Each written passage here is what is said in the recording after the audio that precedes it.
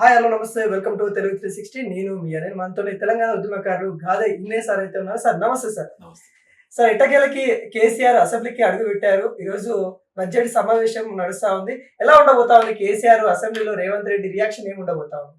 ఆయన అడుగు పెట్టలే, అడుగు పెట్టించారు. అంతే అంటారా? మీడియా ఎంటబడి యాడబన్నావు యాడున్నావు ఏ ఏ ఫామ్ హౌస్ లో ఉన్నామని మీరు వాగిండ్రా మీరందరూ ప్రజలు అన్ని పార్టీలు అందరు కలిసి అన్ని అడుగు పెట్టించారు. అంటే నిన్న ఏదైతే బీఆర్ఎస్ భవన్ లో ఒక పెద్ద ప్రణాళికతో వాళ్ళ ఎమ్మెల్యేలు వాళ్ళతో మాట్లాడుకొని నేను అడుగు పెట్టినట్టున్నారు. ఆ పెద్ద ప్లాన్ ఏమై ఉంటది అని అనుకుంటారు? ఏముండదు, ఉండేది ఏముండదు. కాకపోతే ఆయన ఇప్పుడు మామూలుగా ఏం చేస్తారంటే మన ఊర్లలో మన పిల్లలకి ఏం చెప్తాం, అయితే బల్లి వచ్చిందంటాం, లేకపోతే అదేంది భూషోడు వచ్చిందంటాం, లేకపోతే పులి వచ్చిందంటాం, ఇట్లా ఏదో చెప్తాం. ఇప్పుడు కూడా వాళ్ళ పార్టీ వాళ్ళు పులి వస్తుంది ఆయన మనిషి, ఆయన పులి ఎట్లయితాడు? వాళ్ళ నాయకులు చెప్తా ఉంటారు, ఆ కేటీఆర్ అయితే వాగుతా ఉంటాడు ఆ పులి రాబోతున్నదని. అరే ఆయన మనిషిని ఆయన మనిషి ఆకారం అయింది, మనిషి జీవితం జీవించింది. కాకపోతే ఏది ఏమైనా ఒక ప్రతిపక్ష హోదా కలిగినటువంటి ప్రజల సొమ్ముని తింటున్నటువంటి సకల సౌకర్యాలు పొందుతున్నటువంటి అతను, ఇది ఒక ప్రజాస్వామ్య దేశంగా చెప్పబడే దేశంలో ఇంత పోగడలు ఉంటే ఎట్లా, నియంత్రిత పోగడలు ఉంటే ఎట్లా? నువ్వు ప్రతిపక్ష నేతవి. ప్రతిపక్ష నేత అంటే మన భారత రాజ్యాంగం ప్రకారము ఈక్వలెంట్ టు క్యాబినెట్ ర్యాంక్. నువ్వు క్యాబినెట్ ర్యాంక్ హోదా అనుభవించుకుంటూ సుఖభోగాలు అనుభవించుకుంటూ నేను ఇంట్లో వంట ఫామ్ హౌస్ల వంట నా ఇష్టం వచ్చినప్పుడు వస్తా అంటే మరి నీకెందుకు ఇది? నేను పదే చెప్పింది కూడా అదే, పదే అడిగింది కూడా అదే, డిమాండ్ చేస్తూ. నేను లాస్ట్ టైం అయితే ఇక్కడే చేస్తే ఫామ్ హౌస్ కాడికి పోయి ధర్నా చేస్తా అని చెప్పిన. మీరు ధర్నా చేస్తారా? ఎందుకు రావు నువ్వు? లేకపోతే రాజీనామా చేయి, వదిలిపెట్టుకో. ప్రతిపక్ష హోదా ఎందుకు నీకు? క్యాబినెట్ హోదా ఎందుకు నీకు? ఎందుకు రావడానికి ఆలోచిస్తా ఉన్నాడు కేసీఆర్ అంటే ఏం చెప్తారు? అంటే రేవంత్ రెడ్డిని సీఎం పదవిలో చూడలేకపోతా ఉన్నాడా, లేకుంటే ఆయన కూర్చున్న ప్లేస్ లో వేరేటోళ్ళు కూర్చున్నారన్నా ఎలా అనుకోవచ్చు? అట్లా ఏముండదు కానీ పెద్ద ఇగోయిస్ట్ ఆయన. ఇగోయిస్ట్, అహంభావి, నాకు తెలిసినంత ఎవరే తెలియదు అనే ఒక నేను కూర్చొనే వ్యూహాలు రచిస్తా, మంత్రతంత్రాలు చేస్తా. వీళ్ళంతా కూడా ఏంటంటే ఒక మూఢనమ్మకంగా ఉంటారు. యాగాలతోటి యోగాలతోటి యజ్ఞాలతోటి ఏదో అయిపోద్ది అనుకుంటారు. మరి 80 యాగాలు యోగాలు యజ్ఞాలు కాపాడినాయా? నీ ఓటమిని ఏమన్నా కాపాడిందా? అంటే తెలంగాణ కూడా వాళ్ళ యాగాల వల్లనే భావిస్తున్నాం అన్నట్టు కూడా మాట్లాడిన సిచ్యువేషన్. మరి యాగాలు యోగాలు యజ్ఞాలు వాటి వల్లనే వర్షాలు వచ్చినాయి, వాటి వల్లనే తెలంగాణ సుశీల ఎందుకంటే వర్షాలు అతి వర్షాలు ఉన్నాయి, అతివృష్టి ఉంది, అనావృష్టి ఉంది. తెలంగాణలో కొత్త ఏం కాదు. అతివృష్టి లేదా అనావృష్టి కూడా ఉంటది. ప్రకృతిలో ఇవన్నీ అంతటా చూసిందే. ఏదో ఏదో చెప్తారు చూడు, గాలివాటలు సైకిల్ దొక్కి నేనే సైకిల్ దొక్కినా అంటాడు వాడు మూర్ఖుడు. లేకపోతే బండి కింద పోయే కుక్క ఈ బండి నేనే మోస్తున్నా అంటది. వాస్తవం అది. బండి కింద పోయే కుక్క ఈ బండి నేనే నడుపుతున్నా, నేనే మోస్తున్నా అని భ్రమిస్తుంది కాదు. మనం ఎప్పుడు కూడా వ్యక్తులము నిమిత్త మాత్రం. మన ప్రయాణంలో మనం చేయాల్సింది చేస్తాం అంతే.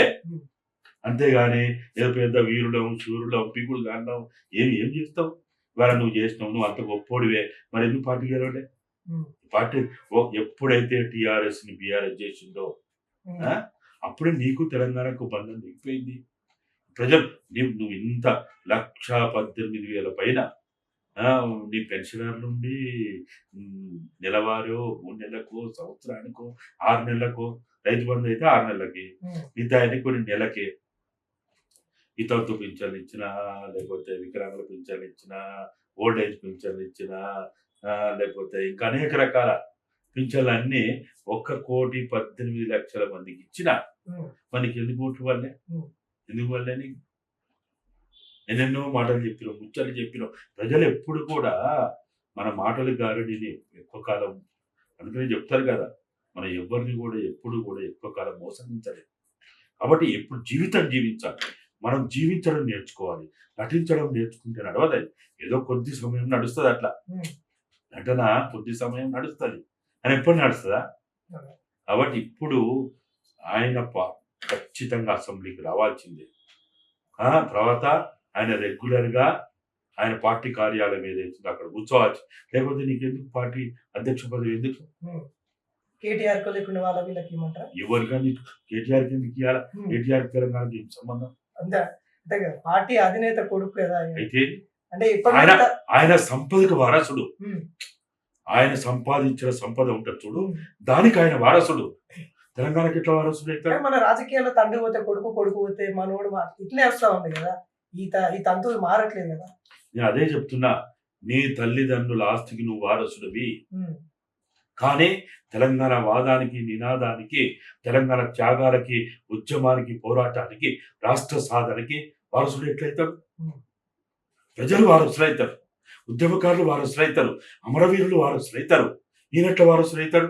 ఉమ్, నీ తల్లిదండ్రులు నీకేమన్నా భూమి సంపాదిస్తే, ఆ ఉమ్. లేకపోతే డబ్బు సంపాదిస్తే, స్విస్ బ్యాంకుల్లో పెడితే, ఇంకెక్కడ బ్యాంకుల్లో పెడితే దానికి నువ్వు వారసుడివి. వారసత్వ చట్టం ఏం చెప్తాంది? ఈ మీడియానో లేకపోతే రాజకీయాల్లో మాట్లాడే వాళ్ళు మీరు కూడా పనిచేయాలి. ఉమ్, భారత రాజ్యాంగం ప్రకారము వారసత్వ చట్టం ఏం చెప్తున్నది? రాజకీయాల్లో వారసత్వ చట్టం ఉందా? లేదు. వారసత్వ చట్టం ప్రకారము రాజకీయాలు ఉండాలని చెప్పిందా వారసత్వ చట్టం?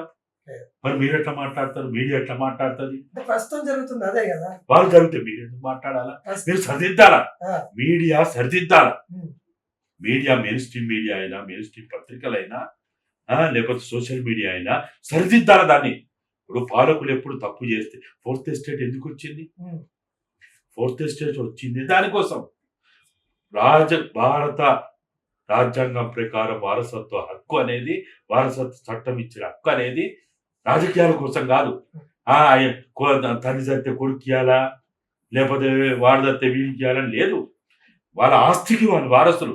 తెలంగాణ ఉద్యమానికి వారసులు ఎట్టి పరిస్థితుల్లో కేటీఆర్ వారసుడు కాదు. ఇంకోటి సార్, అసెంబ్లీ సెషన్ అనగానే గతంలో మనం చూసాం కాంగ్రెస్ బడ్జెట్ పెట్టింది. దళిత వర్గానికి, బీసీ వర్గానికి కొంత అన్యాయం చేసుకుంటేనే, ఇటు విద్యకు కూడా ఈ 3 అంశాల మీద అన్యాయం చేసుకుంటేనే బడ్జెట్ పెడతా ఉందనే ప్రధాన ఆరోపణ అయితే ఉంది. ఇప్పుడు కూడా అలానే ఉండబోతుందా, లేకుంటే ఏమన్నా చేంజెస్ ఏమైనా కాంగ్రెస్ పార్టీ చేస్తుందా అని నేను చెప్తాను. మేమైతే పదే పదే చెప్తున్నాం, ఏదైతే మీ మేనిఫెస్టో ప్రకారం విద్యా రంగానికి, వైద్య రంగానికి మీరు అత్యధిక బడ్జెట్ కేటాయింపులు చేస్తామని చెప్పారు. చాలా సందర్భాల్లో 18% దాకా కూడా మాట్లాడారు. అవును. 16 అన్నాడు, 12 అన్నారు, 14 అన్నారు. ఇప్పటి వరకు లాస్ట్ బడ్జెట్లో అయితే లేదు. ఇప్పుడన్నా కనీసం మరి చూడాలి రేపు బడ్జెట్ కేటాయింపుల్లో. ఇప్పుడు అంతా కూడా ఇంకేమున్నది, ఆల్రెడీ ముహూర్తం పెట్టించడం అయిపోయింది. వచ్చేస్తుంది 24 గంటలు, 45 గంటలు అంతా తెల్లం అవుతుంది. కాబట్టి మనం ఆశిస్తున్నాం, డిమాండ్ చేస్తున్నాం. విద్యా రంగానికి, వైద్య రంగానికి టాప్ ప్రయారిటీ ఇవ్వండి. ఈ సంవత్సరం దీనికి, మళ్ళీ ఒక సంవత్సరం వేరే దానికి, వ్యవసాయ రంగానికి, ఉపాధి రంగానికి బ్యాలెన్స్ చేసుకుంటూ పోయినప్పుడు ఏమైందంటే 98% ఉన్న ఈ ప్రజలకి ఉపయోగపడే అంశం ఏదైతే ఉందో విద్యారంగం, వైద్య రంగం, దాన్ని కేటాయిస్తే ఒక సంవత్సరం కేటాయించు, మళ్ళా సంవత్సరం ఇంకో దాన్ని చేయి. ఇప్పుడు ఢిల్లీలో ఒక సంవత్సరం 2 నెలలు చేస్తే పెనుమార్పులు రాలేదా? రావా? మరి బ్యాలెన్స్ చేసుకుంటూ బొమ్మంటున్నాం. మనం ఏమంటున్నాం? ఉన్న దాంట్లో బ్యాలెన్స్ చేసుకుంటూ బొమ్మంటున్నాం. ఒకవేళ లేదన్నప్పుడు మనకి చాలా ఫండ్స్ ఉన్నాయి, చాలా రకాల ఫండ్స్ ఉన్నాయి. సరే, ఇందాక ఏదో మ్యానుఫ్యాక్చరింగ్ ప్రకారం వెళ్ళారని అన్నారు కదా. మ్యానుఫ్యాక్చరింగ్ నిజంగా వాళ్ళు ఇచ్చిన ఏదైతే ఉందో దాని ప్రకారం తెలంగాణలో అసలు డబ్బు కూడా సరిపోదు, తెలంగాణ సంపాదించే అమౌంట్ కూడా సరిపోదు వాళ్ళు మ్యానుఫ్యాక్చరింగ్ పెట్టాలి అని అంటే, అని వాళ్ళ ప్రధాన ఆరోపణగా చూస్తాం. ఇలా చూడొచ్చు, మ్యానుఫ్యాక్చరింగ్ ఇచ్చేటప్పుడు ఒక తీరుగా, అమలు చేసే విధంగా తప్పుడు ఒక తీరుగా ఉండడాన్ని ఇలా చూస్తాం. నేను అందుకనే అంటున్నా, మీ మేనిఫెస్టోలో ఒక 10 రంగాల మీద మీరు హామీలు ఇచ్చారు. దాంట్లో టాప్ ప్రయారిటీ ఏంటి? పారిశ్రామిక రంగానికి ఇవ్వచ్చు, వ్యవసాయ రంగానికి ఇవ్వచ్చు, లేకపోతే నీటిపారుదల రంగానికి ఇవ్వచ్చు, విద్యుత్ రంగానికి ఇవ్వచ్చు, లేకపోతే ఉపాధి రంగానికి ఇవ్వచ్చు, లేకపోతే ఏదైతే మా వెల్ఫేర్ డిపార్ట్మెంట్స్ ఉన్నాయి కదా, ఎస్సీ, ఎస్టీ, బీసీ, మైనారిటీ, ఇట్లా వెల్ఫేర్ డిపార్ట్మెంట్, వాటికి హామీలు ఇవ్వచ్చు. ఇట్లా అనేక విభాగాలకి, అనేక వ్యవస్థలకు సంబంధించిన అంశాలకి ఇవ్వచ్చు. దాంట్లో మనం ఏమంటున్నాము, ఈ సంవత్సరము ఈ బడ్జెట్ లో దీనికి టాప్ ప్రయారిటీ ఇస్తా, సెకండ్ ప్రయారిటీ దీనికి ఇస్తా, థర్డ్ ప్రయారిటీ దీనికి ఇస్తా, ఫోర్త్ ప్రయారిటీ దీనికి ఇస్తా అని చెప్తే ప్రజలు అర్థం చేసుకుంటారు. మీరు అర్థం చేసుకోరా? ఇప్పుడు మనకు పండుగ వచ్చిందంటే కుటుంబంలో 10 మంది ఉంటే మనకున్న బడ్జెట్ని బట్టి ఇగో ఈ పండగకి కొత్త బట్టలు తెచ్చుకుందామా లేదా, లేకపోతే ఇంకా వేరే విహారయాత్రలు పోదామా లేదా, లేకపోతే ఇంకేదైనా చేసుకుందామని కుటుంబ సభ్యులు మాట్లాడుకొని తల్లిదండ్రులు పిల్లలకి ఇంటలేరా? ఒక సపోజ్ మెడికల్ సీట్ కావాలని కోరుకుంటారు. మా డబ్బులు లేవమ్మా, నీకు సీట్ రాలే, ప్రైవేట్లో ఇయ్యలేం, కావాలంటే ఇంకొక సంవత్సరం ట్రై చేయి, లేదంటే ఇంకొక కోర్సులోకి ప్రయత్నం చేయమంటే ఆ పిల్లలు ఇంటలేరా? మనము చెప్పుకునే దాంట్లో బట్టి ఉంటుంది. ప్రభుత్వం అంటే ఎవరు? ఒక కుటుంబం. ముఖ్యమంత్రి ఎవరు? ఈ కుటుంబానికి ఒక పెద్ద. ఈ కుటుంబం అంతా కలిసి ఏర్పాటు నియమించుకున్న ఒక పెద్ద. కాబట్టి దాని ప్రకారం ఇంకపోతే నేను అనుకోవడం ఎట్టి పరిస్థితుల్లో ప్రజలు అర్థం చేసుకుంటారు, ప్రజలు ఖచ్చితంగా దాని ప్రకారం ఫాలో అవుతారు. ఇంకోటి ప్రధానంగా ఈరోజు కేసీఆర్ ఒక ప్లాన్ ఖచ్చితంగా తగ్గేదిలే, ఎక్కడ తగ్గకండి, ఎమ్మెల్యేలకి దిశానిర్దేశం ఇచ్చి పంపించిందంట. మీరు ఏదైనా ప్రశ్నించాలి, ఖచ్చితంగా గట్టిగా ప్రశ్నించండి అన్నట్టుగా బీఆర్ఎస్ ఎమ్మెల్యేలకి చెప్పి పంపించినట్టు కూడా తెలుస్తుంది. ఒకవేళ వాళ్ళు ప్రశ్నల వర్షం అంటే ఈ రచ్చరచ్చ ఉండబోతా ఉందా అసెంబ్లీలో అంటే ఏం చెప్తారు? మనం చెప్పేది అసలు రాజ్యాంగం చెప్పింది, కేసీఆర్ చెప్పింది ఏమన్నదాడ? రాజ్యాంగం ఏం చెప్పింది? ప్రతిపక్ష పాత్ర సమర్థవంతంగా నిర్వహించాలని రాజ్యాంగంలోనే దిశానిర్దేశం చేయబడింది. మన నియమాల్లో ఉంది, మనం పెట్టుకోలేదా? శాసనసభ నియమాల్లో ప్రతిపక్ష పాత్ర ఏంటిదో చెప్పలేదా? ఉంది కదా. కాబట్టి ఏదో కొత్తగా ఏదో ఆయన కనుగొన్నట్టు, ఆయన ఏదో ఎక్కడి నుంచో తీసుకొచ్చి చెప్తున్నట్టు ఇవన్నీ ఏంటంటే ఒక పిచ్చి మురుకపు విషయాలే కానీ నీ రాజ్యాంగమే నీకు కల్పించింది, నీ చట్టాలు నీకు కల్పించింది. ఒక ప్రతిపక్షం అన్నప్పుడు పాలకపక్షం చేసే ప్రతి తప్పుడు పనిని ఇవాళ పోయి నువ్వు బూతుల పంచాంగం చేయొద్దు. అసెంబ్లీ అంటే ఒక డెకోరం ఉండాలి, చాలా ప్రజలు మెచ్చే రీతిలో ఉండాలి. ఆడబోయి నువ్వు ఫలానా అంటే నీ ఫలానా, నువ్వు దొంగ అంటే నీ దొంగ, నువ్వు లంగ అంటే నీ లంగ, నువ్వు బద్మాష్ అంటే నీ బద్మాష్, ఈ భాష మాట్లాడుకోవడానికి కాదు కదా.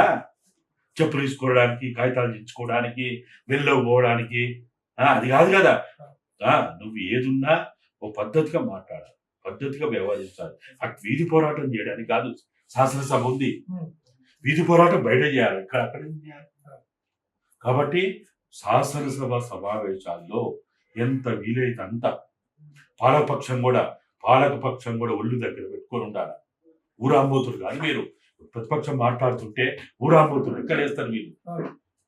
అది కాదు కదా. మిమ్మల్ని పంపింది మా గౌరవాన్ని నిలబెట్టాలని పంపినాం ఎమ్మెల్యేలుగా. అరే మా గౌరవాన్ని కించపరుస్తే ఎట్లా? నువ్వెవరు అసలు మా గౌరవాన్ని కించపరచడానికి? నిన్ను ఎమ్మెల్యేలుగా పంపింది, శాసనసభ పంపింది మా గౌరవాన్ని నిలబెట్టాలని పంపినాం. వీధి పోరాటం చేయడానికి కాదు, రౌడీజం చేయడానికి కాదు, గుండాయిజం చేసుకోవడానికి కాదు, నీ వ్యక్తిగత ప్రయోజనాల కోసం కాదు. మేము నిన్న అసెంబ్లీకి పంపింది. ఎవరు రౌడీలా మీరు? గుంటారా మీరు? అరే మీరు చదువుకొని పోండి, ప్రిపేర్ అయిపోండి, ఏం ప్రశ్నలు వేయాలో తెలుసుకొని పోండి, ఎట్లా మాట్లాడాలో తెలుసుకొని పోండి. అట్లా లేకుండా వాడు ఇష్టం వచ్చినట్టు మనం చూస్తుంటాం కదా. ఆ జిల్లా వాడు ఆ కులపోళ్ళు వేస్తే ఇంకో కులపోడు ఇంకోళ్ళు వేస్తాడు, ఆ జిల్లా వాళ్ళు వేస్తే ఇంకో జిల్లా. అది ఏం పట్టింది మీకు ఈ దరిద్రం? మీరు కనీసం మీ ఇళ్లలో పోయి మీ భార్య పిల్లల్ని అడగండి, నేను అసెంబ్లీలో ఏం చేస్తా అని. మీ పిల్లలు చెప్తారు, మీ మనవరాలని అడగండి. ఓ బఫునేసం ఇస్తారు మీరు. బఫునేసం వేయడానిక మీరు అసెంబ్లీకి పోయేది, శాసన మండలికి పోయేది?